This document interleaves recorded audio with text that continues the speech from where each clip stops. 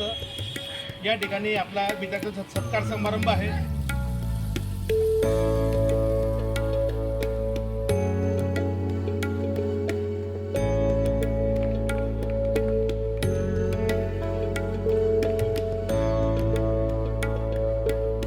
या ठिकाणी आपलं स्वप्नीलजी पालवे, वैष्णवजी देवरे यांचं सुद्धा मनापासून मी या ठिकाणी स्वागत करतो।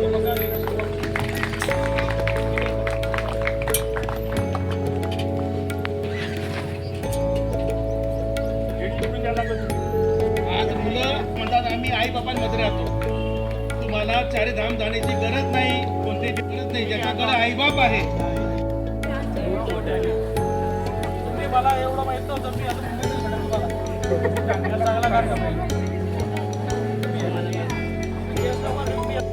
वयोवृद्ध मनोयुवा त्यांची इच्छा असते की आपण चांगलं काम या ठिकाणी केलं पाहिजे। आज बाबांचे तिघ मुलं सुद्धा कारण शुद्ध बीजापोटी फळ रसाळ गोमटी, बाबांच्या ते 4 मुलं आहेत। बाबांच्या धर्मपत्नी सुद्धा बाबांची काळजी घेतात, बाबा चांगले आहेत। त्यांना विचारावं लागेल बाबा तुम्ही काय खाऊ घालतात, म्हणजे बाबा या पद्धतीत राहतात। आज त्यांचा 52वा लग्नाचा वाढदिवस सुद्धा आहे। टाळ्यांना टॅक्स लागत नाही, टाळ्या वाजून आपण बाबांचं आईचं या ठिकाणी आपण स्वागत करूया आणि असंच त्यांचा 100वा वाढदिवस आम्ही या ठिकाणी साजरा। पाठीवर कौतुकाचा हात ठेवून आणि सांगितलेलं आहे की तुम्हाला कुठल्या गोष्टी कमतरता भासणार नाही, काही कमी लागलं तर आपण सोबत राहू। बाबा आदरणीय भाऊंचा परिवार सुद्धा असा आहे, आणि ते सौभाग्यवंत ताई आहेत, त्या पूर्ण तालुक्यामध्ये भाऊ असताना पूर्ण परिसर सिंधून काढतात। भाऊंना एक शुभेच्छा देतो की मरी मातेच्या ह्या जागृत मंदिर आहे, 2.5 वर्षानंतर रोटेशन बदलणार आहे असं ऐकलेलं आहे। भाऊ राज्यमंत्री होऊन या ठिकाणी परत येऊ आणि तुमचा पहिला कार्यक्रम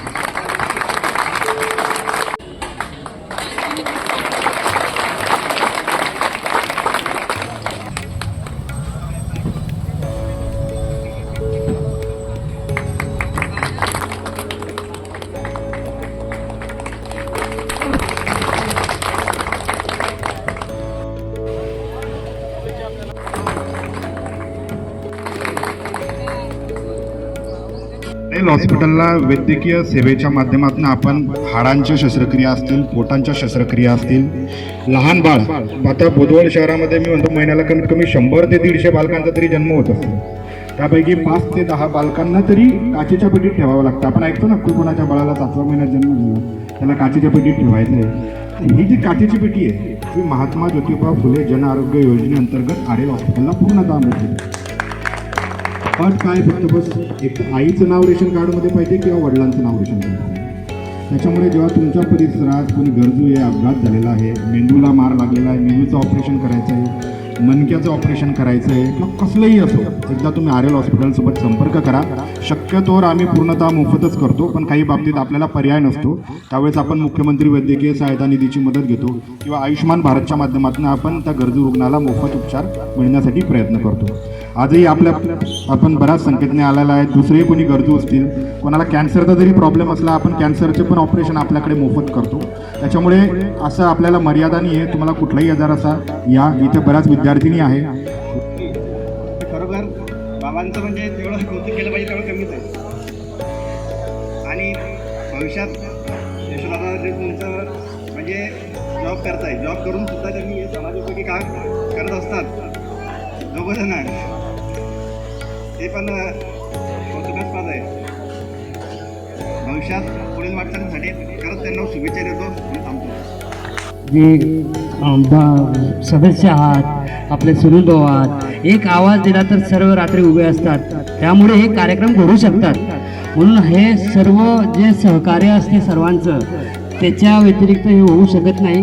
म्हणून आपण जो आम्हाला मदत देत आहात, आम्हाला जो उत्स्फूर्त प्रतिसाद देत आहात, त्यासाठी आम्ही असे कार्य करत आहे आणि आपला असाच प्रतिसाद आम्हाला प्रत्येक वेळेत मिळेल असं आम्ही आशा करतो. आणि मी एक विनंती करतो की भाऊ येण्याच्या आधी डॉक्टर साहेब आणि जे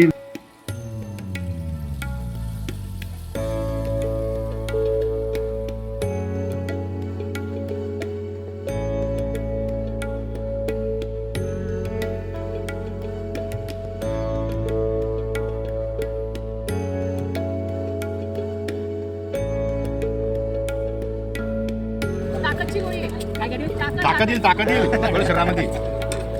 फिरताना ताकद लागणार नाही. वाताची गोळी. काय होतं म्हणजे एकदा चेक करून घ्या पिशवी याच्यातलं जे कमी असेल ते पुण्यात टाकूया. बाबा इथे बसा तुम्ही. बाबा इकडे.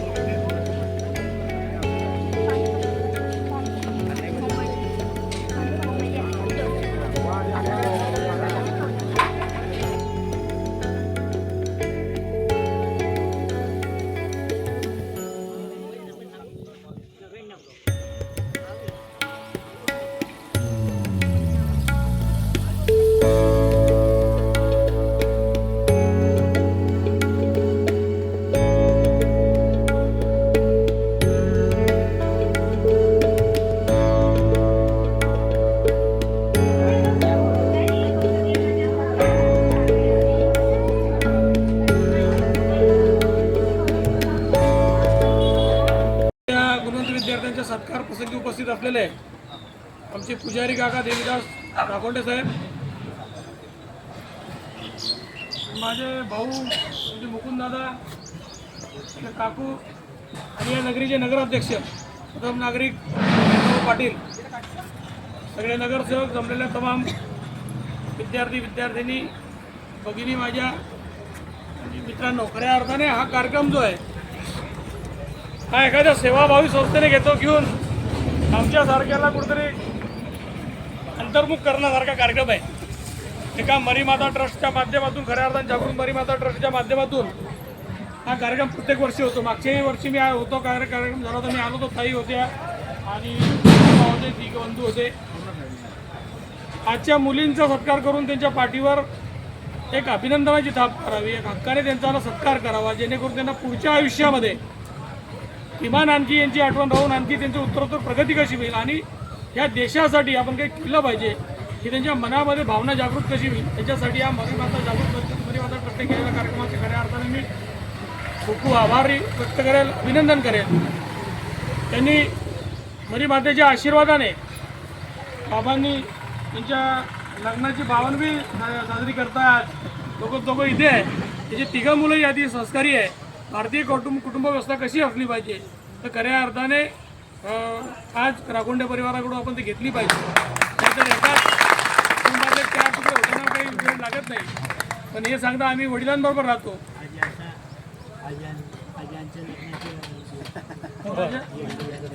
त्यांची परवा झाली आमची आज अभिनंदन तुमचं दोघांचं. लग्नाचा वाढदिवस म्हणजे एका 2 लोक एकत्र येऊन चांगलं काम करताय आणि त्याला प्रत्येक वर्षी अनेक उत्तर प्रगती होते. आणि या दोघी आमचे म्हणजे ताईंच्या संदर्भात तर मला इतकं माहीत होतं, डोक्यातून गेलं ते. ताईसारख्या एक प्रतिभावान महिला आमच्या मतदारसंघात आहे, ते मुंबईत जाऊन एवढं सुंदर काम करतात. खऱ्या अर्थाने माझं मन भरून आलं. मला अतिशय आनंद झाला की अशा पद्धतीत काम करून महिलांच्या मधला एक जो आम्ही घरातच राहतो आम्हाला काही काम करायला मिळत नाही, त्या ताईंपासून आपण काहीतरी घेतलं पाहिजे की ते जागतिक स्तरावरही त्यांच्यावाली कला घेऊन जात आहे आणि आपल्या देशाचं आपल्या तालुक्याचं नाव रोशन करत आहे, चांगलं पद्धती घेऊन जात आहे. आणि त्यांना त्यांचे पती पण तेवढीच मदत करत आहे. शेवटी पती लोकांची जरी अडचण भरपूर असते, ते इकडे जाऊ नको तिकडे जाऊ नको अशा पद्धतीची ग्रामीण भागातली एक मानसिकता आहे, तर आता बऱ्यापैकी बदलत चाललेली आहे. आणि मुलांपेक्षा किंवा माणसांपेक्षा चांगलं काम मुली करता हे आता आपण बघितलं असेल की आता या माझ्या सगळ्या मुली ज्या भगिनी आहे, मुलांपेक्षा जास्त चांगले मार्क मुलींनी मिळवले आणि त्यांचा जास्त सत्कार झाला आहे. त्याच्यामुळे खऱ्या अर्थानं माझ्या मुलींसाठी माझं आपल्या सगळ्यांना शुभेच्छा आणि अभिनंदन. आपण ज्या मुलींनी आज इथे सत्कार झाला आहे त्यांना जर भावी आयुष्यात, जे पालक पण इथे आहे आता, आयुष्यात काही मदतीची गरज पडली, हा तुमचा एक हक्काचा माणूस तुमच्यासाठी कधी पण आहे. हे नुसतं व्यासपीठावरून बोलत नाही आहे, तर प्रत्यक्षामध्ये कधीही तुम्हाला काही गरज पडली, आवश्यकता पडली, तुमचं भवितव्य बनवण्यासाठी, आपल्या स्वतःच्या जीवनामध्ये पुढे जाण्यासाठी, तर मला निश्चितच आपण आवाज मारा अशी मी आता विनंती करतो. आज मरीमाता ट्रस्टतर्फे आरोग्य शिबिर घेतलं. आरोग्य डिपार्टमेंटच्या आमच्या सगळे डॉक्टर लोकांनी सगळ्यांनी मदत केली, आमचे मुकुंद भाऊन मदत केली. खऱ्या अर्थात ग्रामीण भागात येऊन हा कार्यक्रम घेता म्हणजे त्यांच्या मनातही कुठेतरी एक सेवाभावी वृत्ती आहे, त्यांचेही मी खऱ्या अर्थाने मनापासून आभार मानतो. आणि ताईंनी तो कार्यक्रम लावला किंवा भाऊंनी कार्यक्रम लावला राखोंडे राजकीय पक्षांना किमान सांगता की तुम्ही काहीतरी कार्यक्रम घ्या, हा एक चांगला मेसेज तुमचा आज या निमित्ताने आलेला आहे. भविष्यात तुमच्याकडून अशी समाजाची सेवा हो ही मी आपल्याला आई मुक्ताईची चरणी, आई मरीमातेची चरणी मी अशी अपेक्षा करतो. तुम्हाला आणखी उत्तरोत्तर अतिशय चांगलं आरोग्य लाभो बाबा ही आई मरीमातेची चरणी मी माझी प्रार्थना करतो. आणि तुमची जी इथली कंपाऊंडचा विषय आहे तो लागली महिन्याभराच्या आत चालू करून कंपाऊंड टाकू. आणि ताई तुमचाही एक कार्यक्रम आम्ही सत्काराचा ठेवू, त्या दिवशी तुम्ही निश्चित या. त्या दिवशी यांनी नाही म्हटलं तरी चालेल, पण तुम्ही या एवढी विनंती करतो. आणि थांबतो. जय हिंद. एक व्यक्ती म्हणून जगण्यापेक्षा एक व्यक्तिमत्व म्हणून जगा, कारण व्यक्ती हा संपतो परंतु व्यक्तिमत्व हे नियमित जिवंत राहते. असेच व्यक्तिमत्व असणारे आजच्या कार्यक्रमाला आज जे प्रमुख पाहुणे उपस्थित होते ते म्हणजे माननीय श्री चंद्रकांत भाऊ निंबाजी पाटील, आमदार मुक्ताईनगर मतदारसंघ यांनी आपला वेळात वेळ काढून या कार्यक्रमाला आपली उपस्थिती दर्शवली, त्यासाठी मी त्यांचे आभार मानते. त्याच पद्धतीने प्रमुख उपस्थिती म्हणून लाभलेले मुक्ती फाउंडेशनचे संस्थापक मुकुंद गोसावी यांनी देखील या कार्यक्रमाला उपस्थिती दाखवली, त्याबद्दल मी त्यांचे आभार मानते. त्याच पद्धतीने या कार्यक्रमाला आता त्या आरोग्य शिबिरामधील doctor Swapnil Palve sir, RS hospital, तसेच डॉक्टर वैष्णवी देवरे व त्यांचा पूर्ण स्टाफ यांनी इथे कार्यक्रमाचं आयोजन करून त्यांनी सर्व मंडळींना एक छान प्रकारे त्यांची जी स्थिती आहे ती दर्शवली, त्यासाठी मी त्यांचे आभार मानते. त्याच पद्धतीने बोदवड नगर अध्यक्ष आनंद पाटील साहेब यांनी देखील कार्यक्रमाला उपस्थिती दाखवली, त्याबद्दल मी त्यांचे आभार मानते. त्याच पद्धतीने आजच्या कार्यक्रमाचा जो आत्मा आहे की ज्या पद्धतीने तो पूर्ण होत नाही, तर येथील बोदवड शहरातील सर्व नागरिकांनी इथे आवर्जून आपली उपस्थिती दाखवली आणि ह्या कार्यक्रमाला एक नवीन फूल दर्शवले, त्याबद्दल सुद्धा मी त्यांचे आभार मानते. आणि आयोजकांनी मला या कार्यक्रमात बोलण्याची संधी दिली, त्याबद्दल मी त्यांचे आभार मानते आणि माझे मनोगत सांगते. धन्यवाद.